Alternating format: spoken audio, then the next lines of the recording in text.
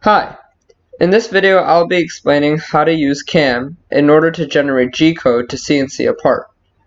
For those of you that don't know, CAM stands for Computer Aided Manufacturing. CAM is essentially all the instructions that's given to the CNC to cut all these pockets and holes. The first thing you need to do is download HSMWorks. HSMWorks is the software we use to generate the G-code that runs on our CNC. I recommend finding the student version so it stays on your computer for 3 years. Otherwise, a trial, I'm assuming, only lasts 10 days. Once you've installed HSMWorks, when you open Autodesk Inventor, you'll notice that there's a tab up here called CAM. You have the option to CAM the parts right within your part file, which is great and all, but you'll have to run this file multiple times in order to CNC multiple plates. So the first thing we're going to do is create an assembly where we have 2 plates. That way we can CNC 2 plates in one run. Alright, let's go ahead and find our file.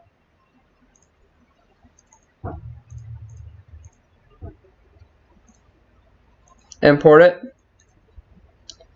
And let's place 2 of them. Alright, just to make it look a bit better, let's change our view, object visibility, and turn off user work planes. Alright, going back to assemble, the next thing we need to do is put these 2 plates on the same plane, flat with the table essentially. So we'll hit constrain, the top face here, and the top face here, and let's make them flush. Alright, the next thing we need to do is offset them slightly so our bit can pass through it. Now you can probably imagine that if we CNC it like this, our tool bit would be passing right around the edge, going around, shaping the outside of the plate. So what we need to do is make sure that the bit doesn't enter each other. For example, if our plates were this close, the bit would not be able to pass through smoothly without interfering with the plate's design. So what we're going to do is we're going to constrain the faces of 2 flat sides, and let's offset them by 0.5. Alright, 0.5 will be enough clearance for our 3/16 bit to pass through here. Alright, let's begin camming. Before we begin camming, let's check to make sure everything's secure. As you can see here, this plate is still moving. Now at this point, it doesn't matter much exactly where the plates are located, so I can approximate where they should be, right click, and ground both plates. Grounding the plates will prevent their movement. So let's go to CAM, right here. And the first thing we need to do is start with the setup. So the setup is basically going to lay out the X, Y, and Z axes of our part. So we click setup, and it automatically selects the models that are available in the assembly. What we have to do is select a stock point. A stock point refers to the stock we're using, which is a 1/4 inch thick metal, and exactly where we want to say the 000 point is on the stock. We're always going to use a bottom corner. It can be any of the corners, but it has to be the very bottom, and that's because we zero the CNC bit with the wood that the metal's been placed on. Alright, perfect. Now, if you are having some issues with trying to figure out how these Z, Y, and X axis should be centered, try imagining it on the table. The Z axis goes straight up, the Y axis will be upwards towards the CNC, the X will be across the CNC. Now, one thing I can alter is where the X and Y axis are. The Z will always be pointing up, but I can alter the direction of the X and Y. I do this by clicking either the X or Y arrow. So let's click the X. Over here you can see it's giving me a few options. Over here it's asking me if I want to flip the Z, which I don't, and it's asking me if I want to flip the X, which I can. What I really want to do is make the X axis parallel with this face. Whatever face you select, it makes it perpendicular to that. So I can select Y over here, and say I want my Y perpendicular to this. As you can see, it quickly changes the orientation of everything. Now all I have to do is flip the y-axis and it should correct itself. Awesome. Now go to this tab here, Stock. It's now asking me what plates I want to choose. So I'm going to select the top face of the two models I have and the bottom face of the two models I have. You can see how it creates a border around it. Now the one issue that's with Autodesk Inventor HSMWorks is that whatever face you select first, it's going to change your stock point up there. So now you can see how my Z, Y, and X arrow area has been shifted up to the top plate, or top face. So I need to go back here, select my stock point right here, and change it back to the bottom. Flip the x-axis. If this issue occurs, for your stock point, we can move it around to, for example, here. That works just fine. But now when we're CNCing something, this is how it's going to CNC, with the y-axis going up like this. I want to do it horizontally. So I'll select my Y, select the y-axis here, make it perpendicular to maybe this edge this time. This might fix it. And then change my stock point. Not sure why it flips that. So stock point right there. Alright. Just to make sure I have everything set, let's go back to our stock. Everything looks good. Over here you can see it gives you the dimensions. The z-axis is in fact 0.25 inches, which is the thickness of the stock. And then over here is our program tab. We don't need to touch anything here. Let's hit OK. In this CAM tutorial, I'll be explaining how to CAM stuff with tabs. Tabs are essentially going to secure this metal to the bed or to the stock it's being cut out of, so the piece of metal doesn't fly off once all of it has been cut. The first thing we're going to do is set up the drills. The bit we're using is a 3/16 bit, so all the drills that we can do are 3/16 holes. These holes include this one, this one, this one, this one, this one, and this one. We're going to repeat the same selection for the other plate.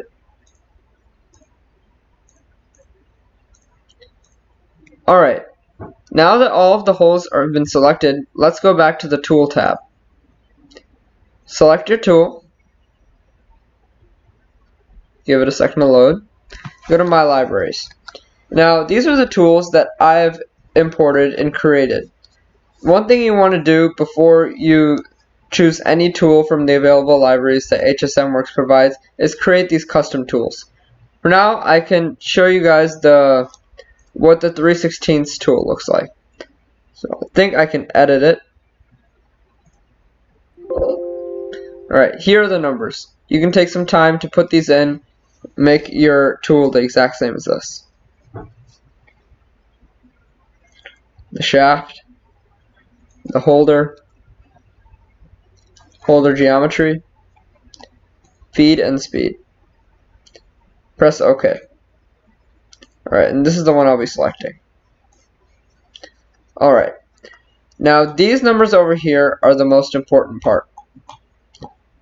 For a 3/16 bit, the default, I know I set my settings to be 14, but just to be safe, I'm going to run it a bit lower. I'm going to be running this at 12 inches per minute. The feed per tooth you can leave alone. The lead in change to 12, lead out change to 12. Everything else can be left the same. It's all about the cutting feed rate, the lead in feed rate, and the lead out feed rate. Alright, let's go to the next tab. The next tab is what we originally started with, and that was selecting the holes. Right here you can do optimize by order, order inside out. There's a few options you can mess with, but typically we're going to stay with optimize order. Let's go to the next tab. This tab is really important. The only thing you have to worry about here is changing this bottom portion here. Change the whole bottom to stock bottom. So now this is basically telling the tool that it needs to drill all the way down to the bottom of the stock. All of these other numbers here can be left alone. In the last tab, there's nothing much to edit. You can change the cycle type, but we're just doing drilling. Okay, that. Alright, now you can see that we have our first function here, which is a drill, rapid in and out. If you click on it, you can see the path it follows and the steps it takes. Alright, the next thing we need to do is do our pockets. So our pockets refer to the holes that are slightly larger than 3/16, but not so large that we can go all the way around. You'll see what I mean in just a second. So again, the first thing you're going to start selecting is the things we're going to pocket. So that includes the 1/4" holes, like this.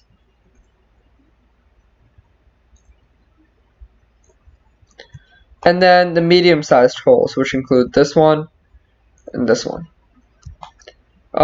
Actually, we also want to include this one and this one because these are bearing holes. Anything that are not pockets or drills will have tabs in them. The bearing holes have to be kept completely clear. So we're going to make these pockets. Pockets, they cut all the way down, all the way around the edges. You'll see what I mean in just a second in the simulation. Let's do the same for this plate.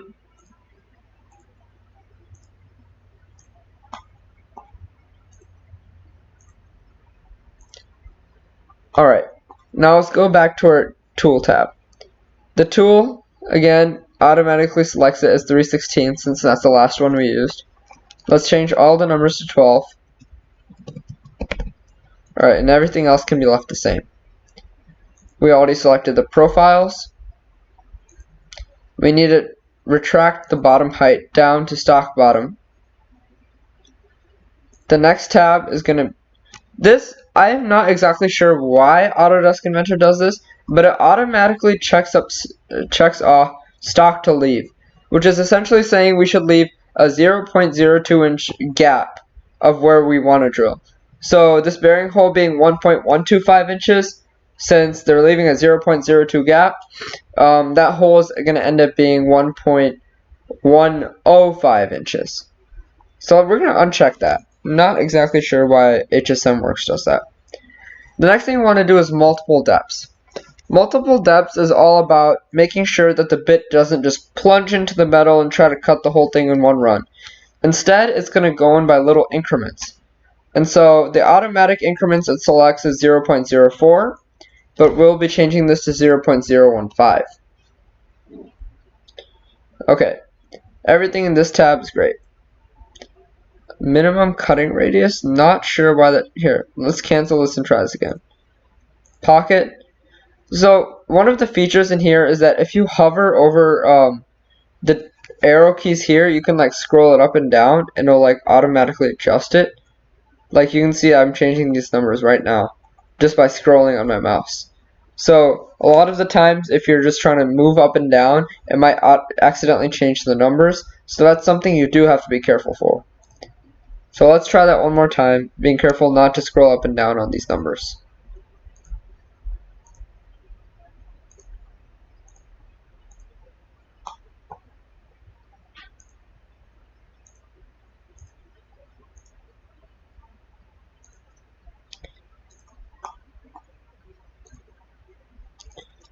Okay, back to our tool.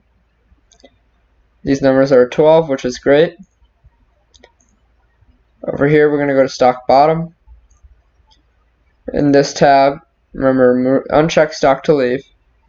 Leave the minimum cutting radius at 0 inches, not that negative one I had earlier.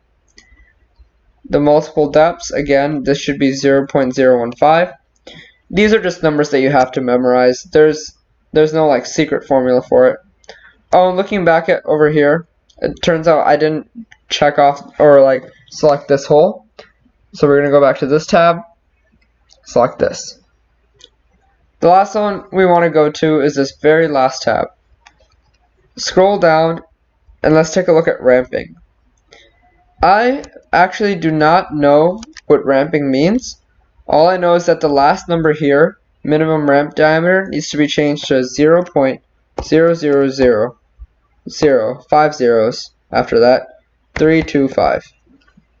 I'm pretty sure that's... yeah. Press OK. Let that load. You can see it's processing. And now over here, we've created some amazing pockets. You can see here that these blue lines represent the tip of the tool, and it's doing many layers going as it goes down. And yeah, it covers all of these pockets. It travels all the way to the outside edge and doesn't leave any tabs. Over here for the drill, if you just click that, you can see the holes that drills. And besides that, we've covered all of the major holes. The last thing we want to do is do these pockets that you see here, like here and here. So the pockets, surprisingly, we do not use the pocket tool. We'll be using the contour tool. The contour tool is very similar to the pocket tool, except for it doesn't fill up all the space inside. It only goes over just the outside of it. The contour tool, you do need tabs, otherwise that piece of metal that's still left there is going to fly out. If you have time and you're looking for a more clean finish, you could do all of these pockets in the gearbox plate as actual pockets, just to make it look nice. But for the sake of time, we might want to do contours. So let's click contour and make our selections.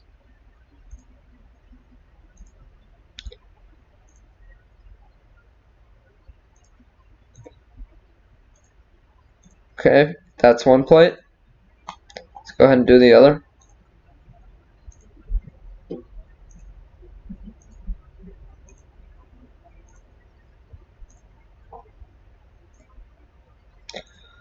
Alright, we've now selected all our pockets. Just like before, we're going to go to our tool tab, check to make sure all the numbers look good. Go to the next tab, bottom height should be stock bottom. Go to this tab over here. Now you notice here we don't have that weird option where it asks you to offset from the edge, that 0.02 inches, but we do need to do multiple depths again.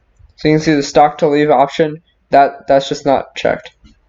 Multiple depths does need to be changed to 0.015. And the last thing is going to the last tab. Nothing needs to change here. There's no ramping for contours. Again, I have no idea what ramping is. Just okay that. Alright, taking a look at contours, you can see how it only goes over the outside edge of the piece. This middle part here would just be a piece of metal left. Now, tabbing. Tabbing is really important because when this piece of metal is left in here, we don't want it to fly out and break the bit. So what we need to do is add tabs. So let's go back to our contour and edit those in. Let's go to this option here. Sorry, this option. Scroll down and go to, where did it go?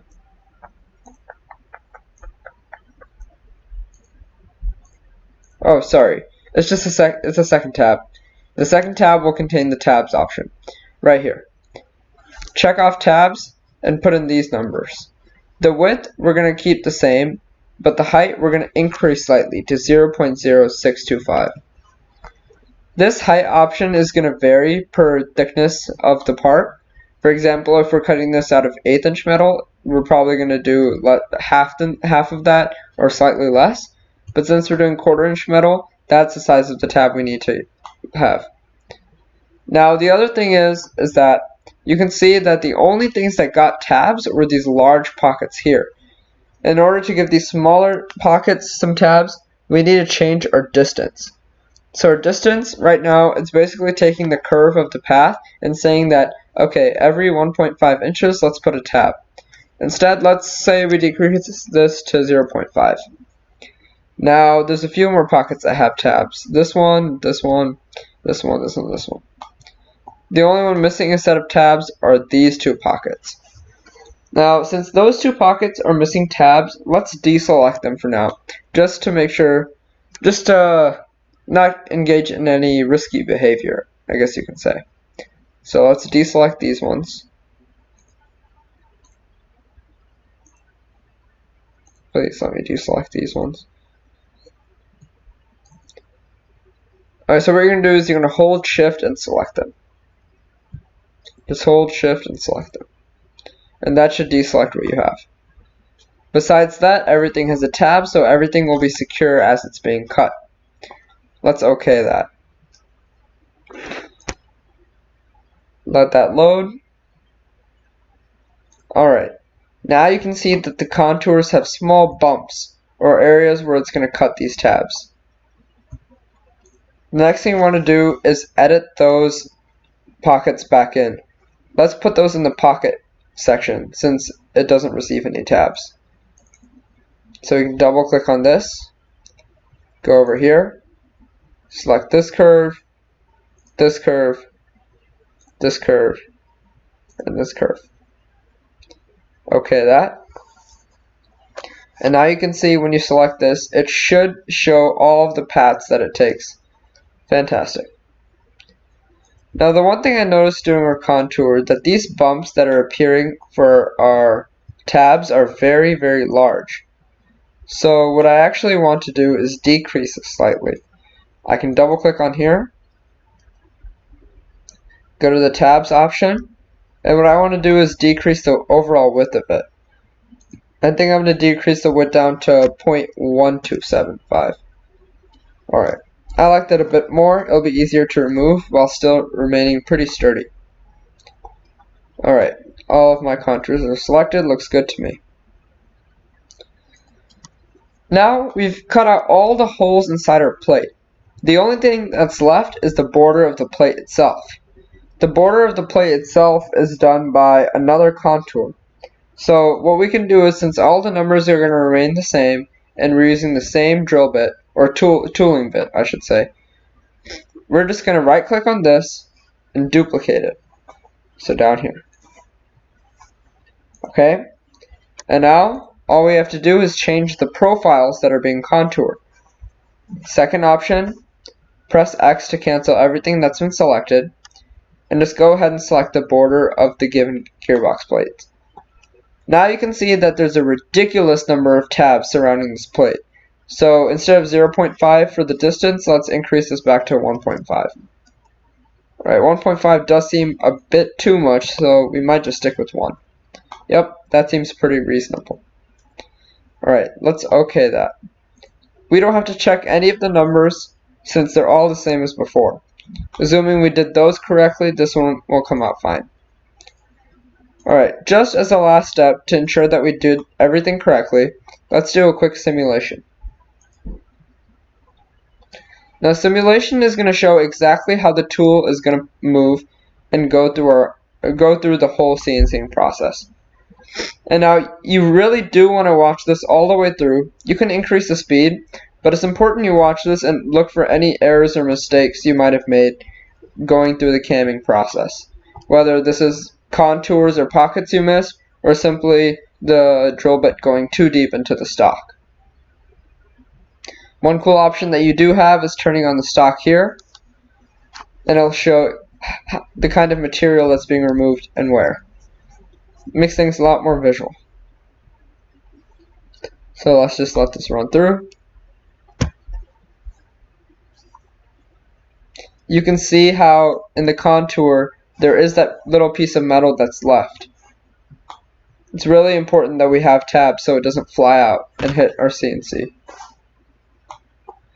And over here you can see the pockets. It's perfectly clean all the way around. Speed it up a bit. One nice feature they have here is showing the type of toolings you did in distinct colors. So this middle portion here is going to be the contours. The ends are going to be, it says it's a contour again, but which makes sense because that is the border of the plate. The beginning is what's the pocket and the drills. Right here at the beginning is the drill. Alright, it's now simulated our entire gearbox plate. This is the first version, or the first type of cam that you can do with tabs. In the next video, I'll be explaining how to do CNCing, tooling, and cam without tabs. Thank you.